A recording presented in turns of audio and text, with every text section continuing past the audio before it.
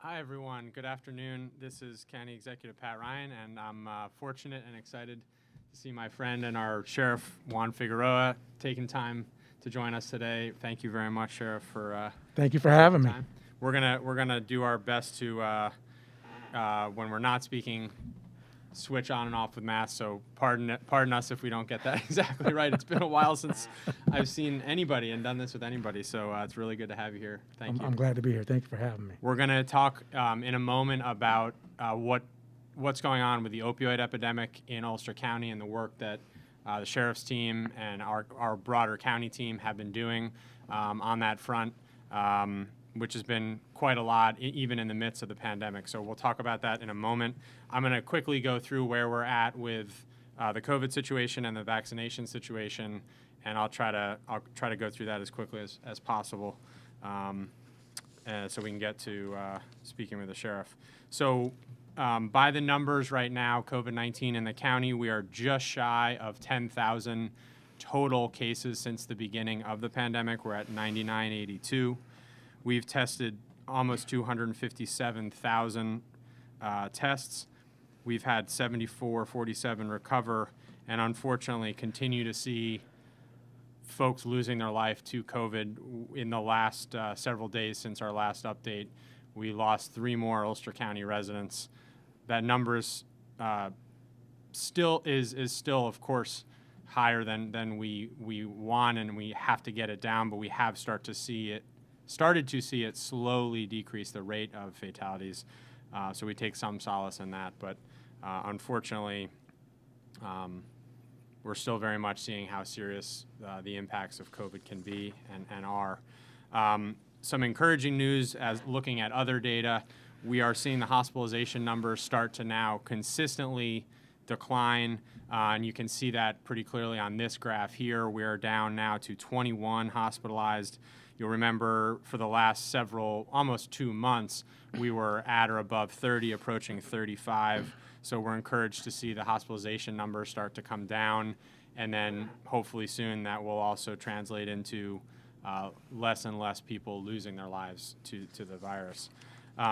Other encouraging data, our active case count is at least holding steady, if not continuing its decline. We're at 2315 active right now. We still do feel like we've likely reached the sort of peak or apex of the second wave, but you can see that the active case numbers are still quite high, and we have a lot of work to do to get that back down to where we were in the late spring and summer.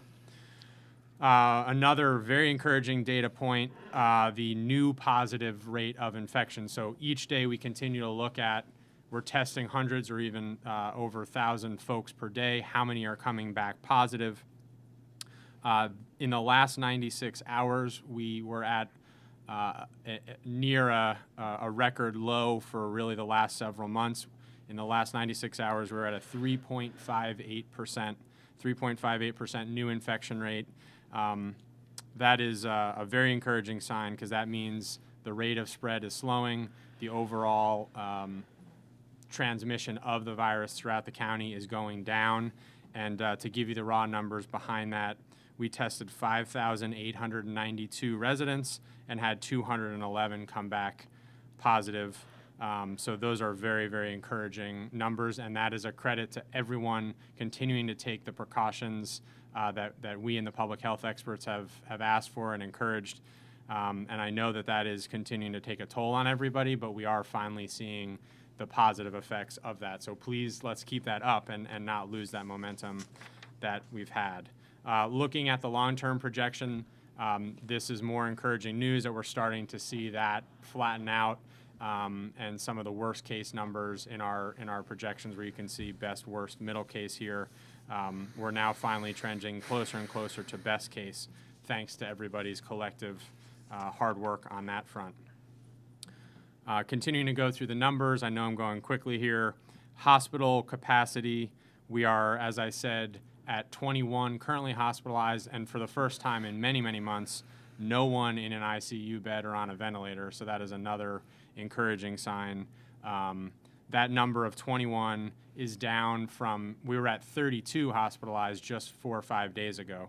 So that's an encouraging sign, again, of hospitalizations going down quite rapidly.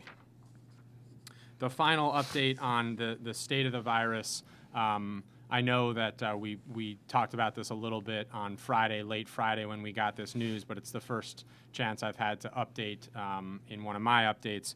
We did confirm our first case of the UK variant, more technically known as the B117 variant of COVID-19. We did have our first confirmed case of that in the county reported to us by New York State on Friday afternoon. That comes from testing out of the Wadsworth lab, where the state continues to test some percentage of all the total tests to see where we're at in terms of the overall spread. We are, of course, concerned by that. We're monitoring it very closely. Across the state, there are now dozens of counties that have had confirmation of the UK variant, and I think it's very safe to assume, unfortunately, that there is much wider spread than the tests are showing. There was a study that came out late last week, a nationwide study, showing that the UK variant is doubling in its spread across the country every 10 days. And most public health experts agree that by late February or into March, that will become the dominant strain in the country and probably here in our area. Important to know there, and I think we'll have Dr. Smith share more of her health expertise on this and thoughts. But at the high level, in talking to her, while the UK variant is more contagious, it is not necessarily more deadly or more serious. So that is an important caveat. But it does mean that we need to really gird ourselves and continue to follow the precautions and those guidelines, because it's even more easily transmitted between folks. Which leads to the normal segue. Please continue to remember to wear these masks to maintain distance, to avoid gatherings, especially indoors, and to wash hands. I know I'm a broken record, but those are the proven techniques. So that's the COVID update. Before I talk about vaccine stuff, Sheriff, anything you want to add just in terms of what you're seeing, you and your team, with the current COVID situation? So we're still getting the pause complaints, or some folks that are out there that aren't adhering to the policies of wearing a mask, washing their hands. But all in all, though, we have done a great job with listening to the numbers coming down. I think it's extremely important to understand that social distancing, wearing masks, washing your hands, and not go to any type of social gatherings where this new variant can spread. So thank you. You're right. And you and your team have been doing a great job on all the fronts across throughout a as we know, it's just been an absolutely kind of crazy year, and we appreciate what you and your team are doing. Thank you. Just diving into the vaccine allocation, which I know is top of mind for almost everybody, if not everybody in the county. So here's where we're at with our vaccine allocation in the county right now. For this week, Ulster County was allocated a total across our health department and pharmacies and our health providers of 1,500 vaccines. 1,500 vaccines. That is a slight reduction from what we got last week. We were at 1,900. Just to explain that, that was a decision from New York State, and the reduction there came primarily in the number of first doses going to our healthcare workers, which is category 1A, and that's primarily because most of them at this point have received their vaccination, so that number of the 1A eligible healthcare worker doses are coming down, and I'll talk a little bit about more what that means coming down the road, but that will free up more doses for us to get vaccines to seniors and to those with comorbidities and others. So I'll talk about that in a moment here. That means that up to this point, so far, the county, Ulster County, has received a total of 8,100 vaccines. To put that in perspective, we have over 70,000 people eligible, so we still have received just over 10% of a supply to meet a much, much higher demand right now. And that, unfortunately, will continue to be the case until we can get more federal supply coming to us, and we are not unique in that situation. That's a nationwide problem. How are those 1,500 doses being broken up? Here's a chart that lays out where those are going. As I said, phase 1A, which are our healthcare workers, that's just 100 doses this week. That was much higher last week. Those will be administered by hospitals and healthcare providers and employers of those healthcare workers. 1B, those are our frontline and essential workers. That's the same level as last week, 500 doses. That's being administered by our county pod sites in Kingston and Ellenville. And then finally, good news here, the allocation for seniors is up from what it was last week. We're going to get a total of 900 doses allocated towards seniors in the county. Those will be going to several pharmacies, each of whom will get 100 doses. And then on Friday, New York State, thanks to Governor Cuomo and the state health team, New York State will be hosting one of their pop-up clinics actually in the city of Kingston on Friday.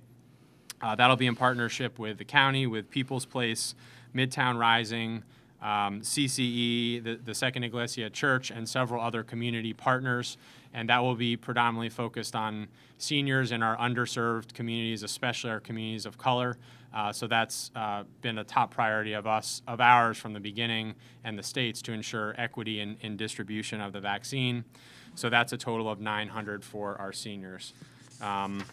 Here is the list of the pharmacies that are receiving doses this week. Once again, each of these 7 pharmacies are only getting 100 doses. I know that this adds another layer of sometimes challenge for seniors to be able to have to reach out to these pharmacies. We're doing everything we can as a county to make that as smooth as possible through our county vaccination portal, through our Office for the Aging. And I am continuing to advocate to the state that I believe distributing these through the large for-profit pharmacy chains is not the most equitable way to do it. We should be distributing these, I believe, through our county health department, which can do many more doses than we're doing right now. And I do worry that these large chain pharmacies further exacerbate the inequalities in our system rather than try to balance them, which is an important part of what we're doing here. So I'll continue to advocate for that. But right now, the state's decision is to direct about 700 of these to these different chain pharmacies, and you can see those there. Finally, I'm almost done here. Sorry, Sheriff. Thanks for bearing with me. It's okay. This is important information. What's coming next? So we are continuing to see eligibility and who is eligible. More and more people are added to that. This week, based on the state's directive, we did add restaurant workers, taxi drivers, and those living in developmentally disabled facilities. So we're adding those into our population eligible this week. That means we're now well over 70,000 residents that are eligible, and again, have much less supply than those eligible, unfortunately. Next week is going to be another major increase, where we learned yesterday that those with comorbidities, certain health conditions that put them at higher risk, are now also going to be eligible regardless of age. That is great news from a public health perspective, but it now means that over 100,000 residents in the county are eligible. So we're further expanding the pool of eligibility, but yet the supply is still coming in really at a trickle level. So we're going to do our best to manage that process. And at my update on Thursday, I'll talk more about what that will look like next week. The comorbidities, those with comorbidities, that will start next week, February 15th. So we're working and refining that plan, and I'll share more details about that on Thursday.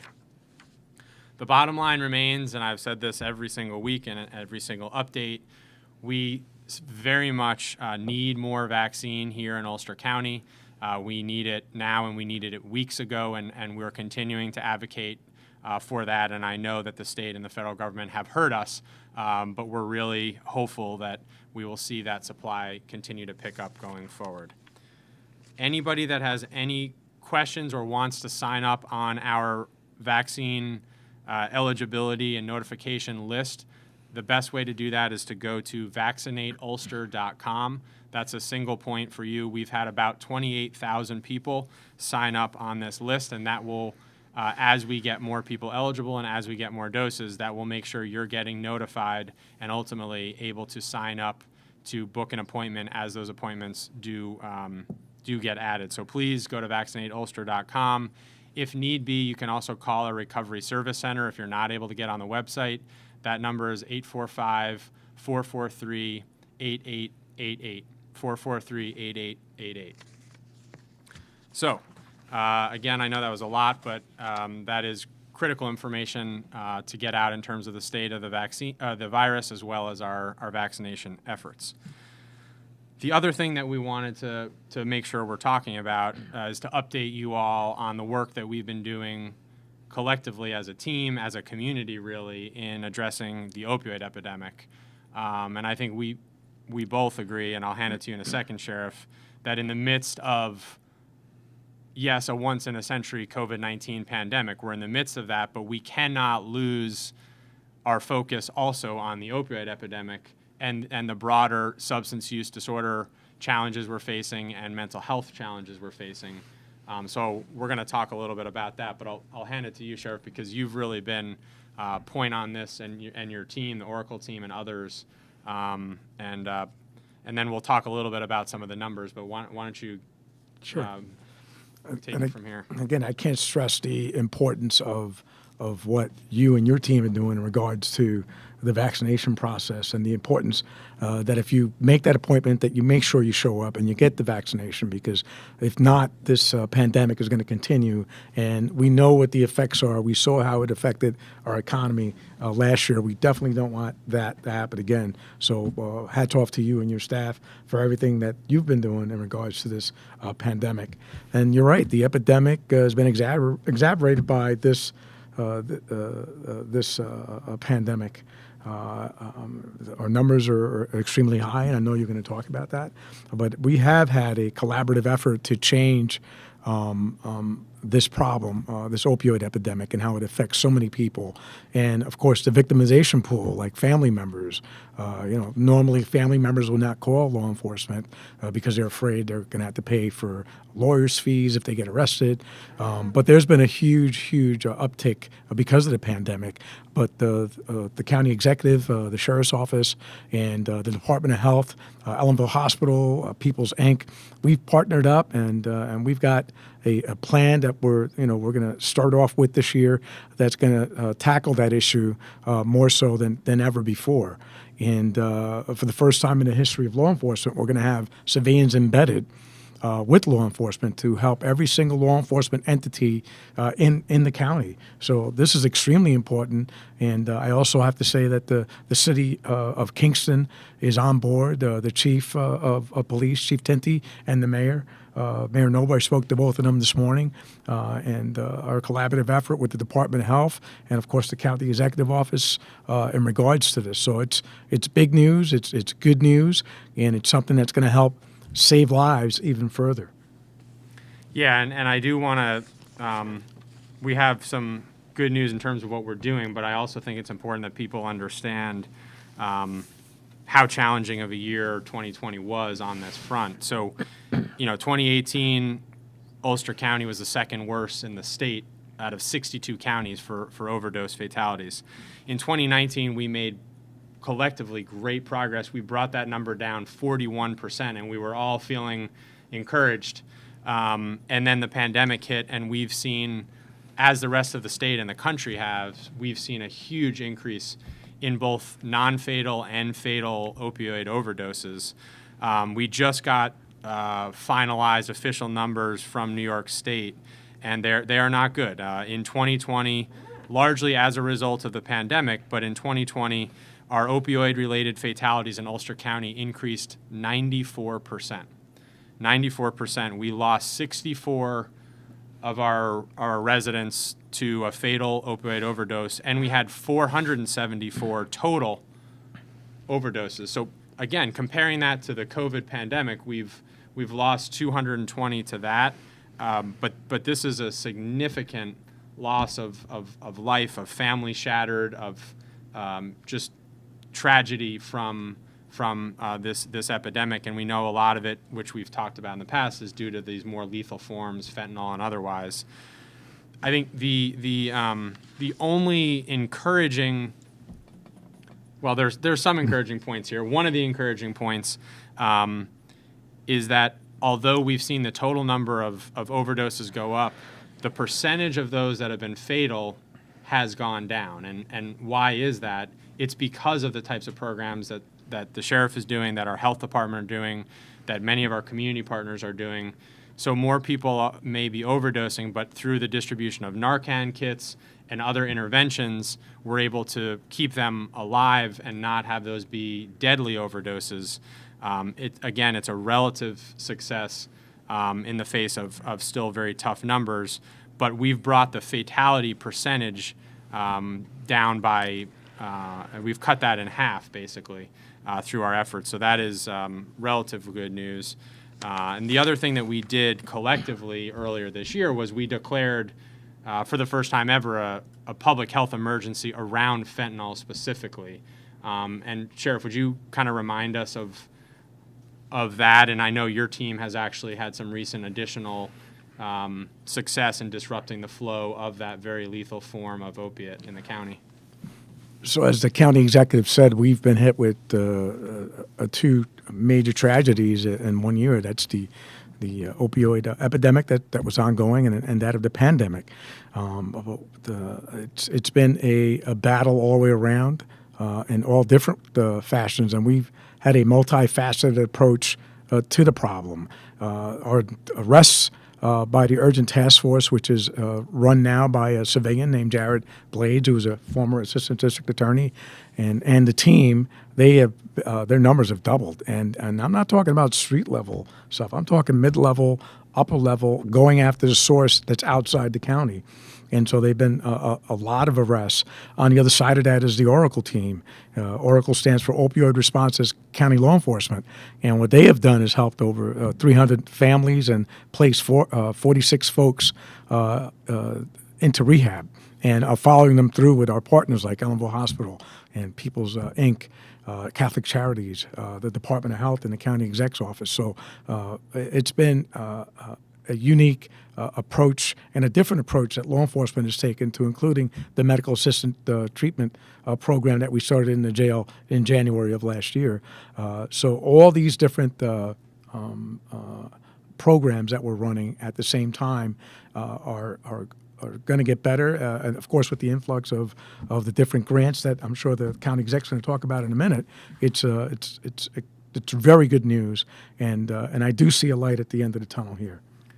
I think that's right, and I think a huge credit to, I mean, from your first day in office, you changing a lot of the mindset that this is not something that we arrest our way out of. It's something that we have to work together as a community. Of course, we have to stop those that are pushing these lethal drugs, but those that are essentially dealing with a health issue of addiction need care and need support and need resources. And so we've collectively been ramping that up the last year and a half, but just in the last month or two, thanks to the work of the sheriff's team and our health team and folks from my office, we received an additional two major grants that we competed for and that we won based on our record of success. So receiving now an additional $1.4 million in new opioid prevention funding, and we'll talk more about what that is going to do, but effectively it gives us more resources to really hone in on the problem, to provide that more in-depth support to those that are struggling, to their families, and also to boost our prevention efforts and to try to get to folks ahead of the point of addiction and overdose or even fatal overdose. So there are two main grants that we received, one of which will be really led, both of which will be heavily led by the sheriff's office. I'll hand that to him in a second, but the primary one is through the Federal Bureau of Justice. That is the Bureau of Justice Assistance Grant. That's a $900,000 grant, which we competed for collectively. And again, as a team, all these partners that the sheriff mentioned, I think a lot of what's put us in a position to win these additional resources to put at work is the fact that we have a unique team approach. That'll allow us, working with the city and the sheriff and our health department, to bring our high-risk mitigation team that's been so successful in Ellenville and other parts of the county, to bring that into the city of Kingston, where we've had about 40% of our overdoses in the city. So that'll really let us target our resources using the data to bring those numbers down. Do you want to add a little bit more there, Sheriff? Absolutely. And the importance of having that collaborative effort was the reason why we got the $900,000 grant. We put in for the same grant a couple years ago, didn't get it. And what was missing was that collaborative effort that the federal government wanted us to do.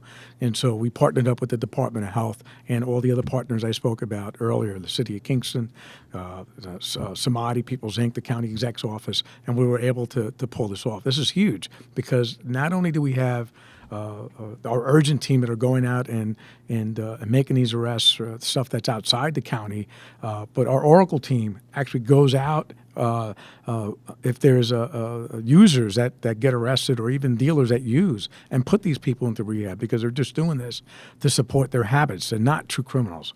And that's the difference, and the difference of approach that law enforcement is doing now. What we've been doing in the past wasn't working, and we had to change our approach. But that $900,000 grant for the first time, like I said previously, we're going to have a social worker, 2 peer advocates, and an administrative assistant that's going to be assigned to the sheriff's office to tailor a program not only to the individual that needs rehab, but to their family members as well. And that's in conjunction with the Department of Health and our partners in Ellenville Hospital who have a NUT program. So we'll be able to follow these people because we all know it takes 6 or 7 times before somebody kicks the habit. So we'll be able to follow them so they don't fall through the cracks. And we need to reach out to our communities of color, our Latino communities, our African-American communities that are not taking advantage of these programs that are out there. And but they're out there, and we're here to help every single person in this county to overcome this epidemic. Exactly, and another way we're going to do that, again, one of my favorite things is when we can secure funding that doesn't have to come from our taxpayers that are already have plenty of bills to pay and economic challenges. So we secured another national or federal grant through the National Association of County and City Health Officials, which is a nationwide group focused on public health, and that's a $500,000 grant. That will primarily do 2 things. Number one, it'll allow us to fund our one of our most successful and innovative centers dealing with addiction and substance use disorder, which is the Samadhi Recovery Center in Kingston. That will allow that center to now run 24/7, so that anytime, every day, someone who is in a crisis can actually go and get that support and get that help. Previously, they weren't able to run their operations at all hours, and we know often these crises, I'm often getting the spike alerts, I'm sure you are as well, late at night on a Friday or a Saturday when we know often people are most at risk or experiencing crisis. So that's one of the things. It will also allow us to fund through another one of our partners, Community Services of the Hudson Valley, to do more work on our harm reduction efforts, which means, again, those that might overdose, making those less lethal, as well as expanding our prevention efforts. So that's another additional source of funding that we can apply to the problem to accelerate the approach that we've been talking about. So that's good news. I mean, I think at the high level, it's really hard to both report we're losing people to COVID, we're losing people to this opioid epidemic, and I think it's easy to feel like, it's easy to feel like we're struggling. But I actually, to your point, Sheriff, I agree that I'm really proud of what we are doing in the face of this really unprecedented moment we're in. Absolutely. To not let anybody fall through the cracks, to get creative, and some of the stories of what your team's doing late on those nights and staying up all hours of the night to make sure somebody has a bed to go to in a recovery center or to get the treatment they need is really powerful stuff.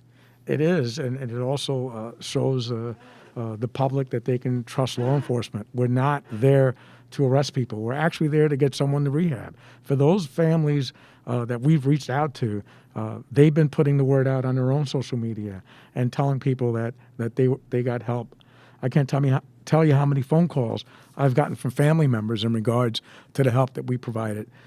We've gone to fatals and the folks didn't have any money, and we set up FundMe pages for the family members so they can try and get help. It's not about arresting anybody. That's not what this is about. It's about getting people into rehab because they need help. And it's a lot cheaper to get someone into rehab than to put them in the county jail. And when they commit these crimes, the victimization pool is their own family members or neighbors that know them for many, many years. And they're not going to call law enforcement because they know they have to pay for an attorney or any legal fees that may occur if they get arrested. So that victimization pool just stays open and nobody wants to do anything. Well, there's relief now. We'll have family services. We'll send our team out, and we will get you the help that you need. And we know it's going to take more than once or twice. So don't give up. Don't turn your back on your family members. They're sick, and they need help. And that's what we're looking to do here. We're looking to help our community get out of this epidemic, as soon as we can. And the resources that we're getting are extremely important. Think about that for a second. We're going to have civilians going with law enforcement to get people into rehab. That's never happened in the history of law enforcement. If you end up at the county jail, you're going to have a program that you're going to be able to have if you sign up for it. To get help, and then we're going to follow you out. The NET program that Ellenville Hospital has put together is going to track all of this. And again, there's information that we're not going to have because of HIPAA rules that they're going to be dealing with, and they're there to strictly get folks into rehab and get them the help that they need. So it's a huge thing for Ulster, a huge day for Ulster County to get these grants, and the collaborative effort that shows that teamwork is extremely needed now at this time. And that's why it's nice to have you here.